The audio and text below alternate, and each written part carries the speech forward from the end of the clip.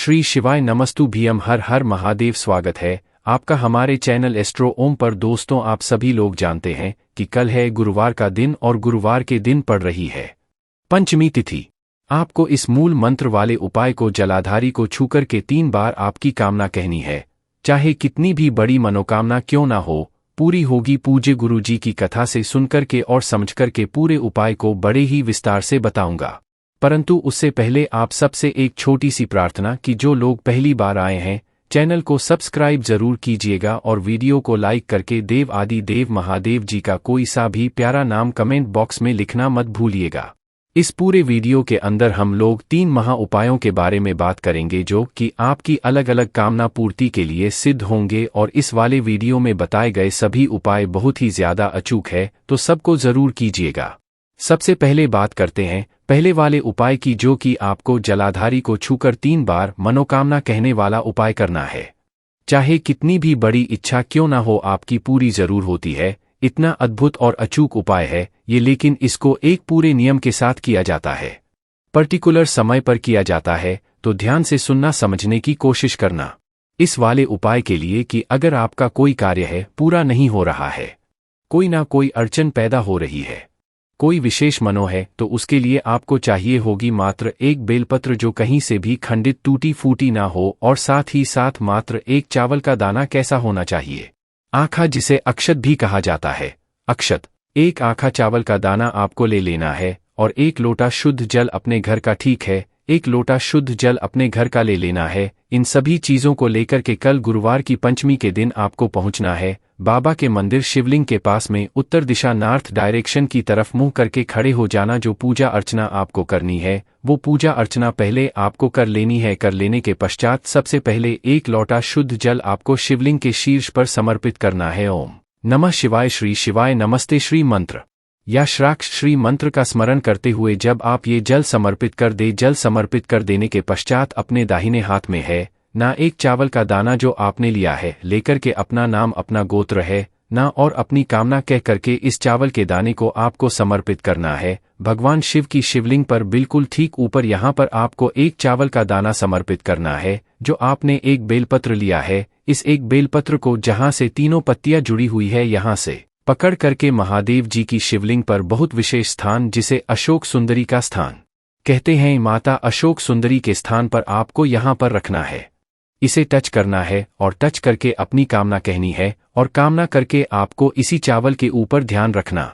यहाँ पर आपको समर्पित नहीं करना है, केवल माता अशोक सुंदरी के स्थान पर इस बेलपत्र को टच करके कामना करके और इसी चावल के दाने के ऊपर आपको ऐसे समर्पित करना है कि डंडी जलाधारी की तरफ रहे, बीच वाली पत्ती का मुख तरफ रहे, और अंत में इस जलाधारी से अपने दाहिने हाथ की हथेली लगा करके 1 बार मनोकामना फिर से कहनी है। कुल मिलाकर के 3 बार कामना करनी है। 1 बार चावल चढ़ाते वक्त, 1 बार इस बेलपत्र को समर्पित करते वक्त, और तीसरा जलाधारी को अपनी हथेली से छू करके अपनी कामना, अपने हृदय की बात बाबा से कह करके वापस घर के तरफ चले आ जाइएगा। चाहे कितनी भी बड़ी मनोकामना क्यों ना हो, बहुत जल्दी पूरी होती है। पूजे का बहुत ही अद्भुत और अचूक उपाय है, जरूर कीजिएगा। और साथ ही साथ जो ये दूसरा वाला उपाय है ना, इस वाले उपाय को इस गुरुवार की पंचमी के दिन कोई भी करना मत भूलिएगा। अगर आपके घर में धन नहीं आ रहा है, ना नौकरी नहीं लग रही, उन्नति नहीं हो रही, आपके जीवन में पदोन्नति के लिए है ना व्यापार को आगे बढ़ाने के लिए, घर में धन की आवश्यकता को पूरा करने के लिए एक छोटा सा उपाय, नौकरी भी लगेगी, पदोन्नति भी होगी, घर में धन भी आएगा, व्यापार भी चलेगा। एक छोटा सा उपाय जो कि मूल वाला उपाय है, आप सभी लोगों को जरूर करना है। एक लेना है आपको कलश, इस कलश के अंदर आपको जल भर लेना है।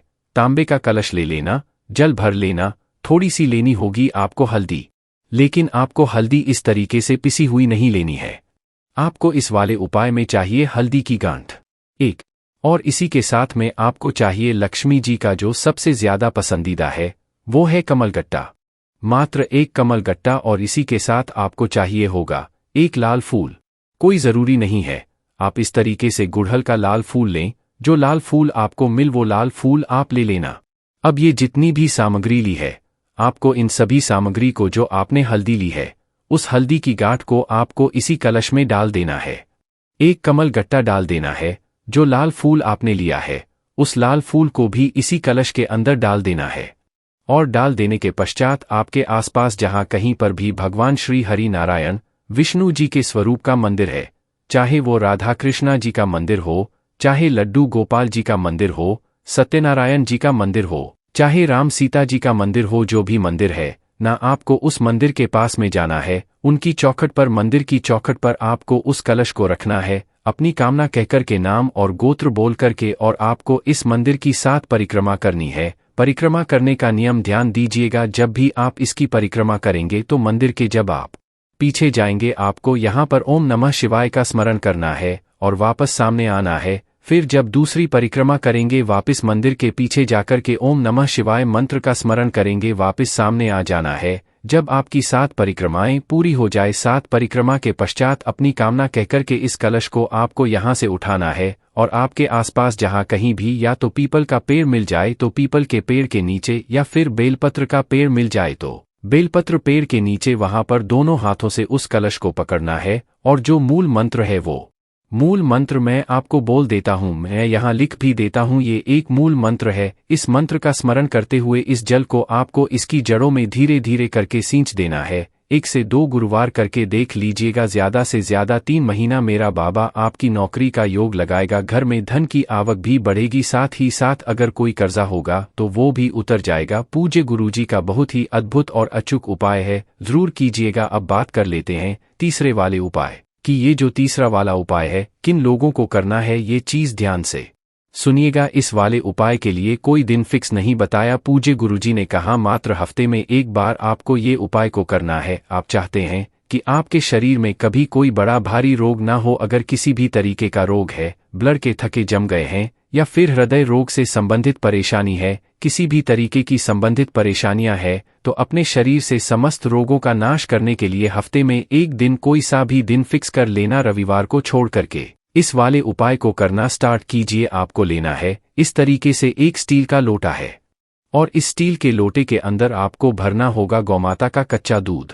किसका भरोगे? गाय का कच्चा दूध। अगर पूरा भर सको तो पूरा भर लेना, इतना नहीं है तो जितना मिल जाए उतना आपको लेना है, और बाकी का अपने घर के शुद्ध जल से भर लेना।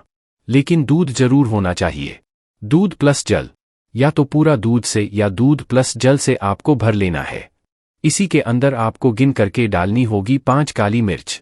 क्या आपको 5 काली मिर्च इसी के अंदर आपको डाल देनी है, और इस कलश को लेकर के सबसे पहले आप जाएंगे किसी भी पीपल के पेड़ के पास, और इसी कलश में से थोड़ा सा जल आपको पीपल के पेड़ की जड़ों में समर्पित करना है। किनके नाम से? पिपलेश्वर महादेव के नाम से श्री शिवाय का स्मरण करते हुए थोड़ा सा जल यहाँ समर्पित कर दिया। दूसरे नंबर पर आपको थोड़ा सा जल समर्पित करना होगा कहाँ पर? बेलपत्र पेड़ के का स्मरण करते हुए बलवेश्वर महादेव के नाम से, बलवेश्वर महादेव के नाम से। और जो अंत में थोड़ा सा जल बचा है, अगर आपके आसपास कोई शमी का पौधा है तो शमी के पौधे के नीचे, या फिर किसी भी आंवले के पेड़ में देखिए, पहले नंबर पर पीपल के पेड़ के नीचे करना ही करना है, दूसरे नंबर पर बेलपत्र पेड़ के नीचे करना ही करना है, और तीसरे नंबर पर जो आप जल समर्पित करेंगे इन दोनों में से किसी भी पौधे के नीचे कर लेना, या तो शमी के नीचे या फिर आंवले के पेड़ के नीचे। जब आप यहाँ पर समर्पित करेंगे उस जल को, तब आपको सोमेश्वर महादेव का स्मरण करके श्री मंत्र का स्मरण करते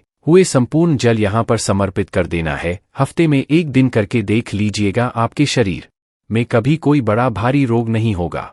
अगर आपके ब्लड के थके जम गए हैं, ब्रह्मा ब्रेन हेमरेज हो गया हो, हृदय से संबंधित किसी भी तरीके के रोग हैं ना, वो समस्त खत्म हो जाएंगे। पूज्य जी का ये वाला उपाय बहुत ही ज्यादा खास और अद्भुत है, जरूर कीजिएगा। दोस्तों, इस उपाय को करने से आपकी जो भी मनोकामना होगी वो बहुत ही जल्दी पूर्ण होगी। और इस उपाय करने में अगर आपको कोई भी दिक्कत समस्या आती है तो कमेंट करके पूछ सकते हैं। श्री शिवाय नमस्तुभ्यम। हर हर महादेव।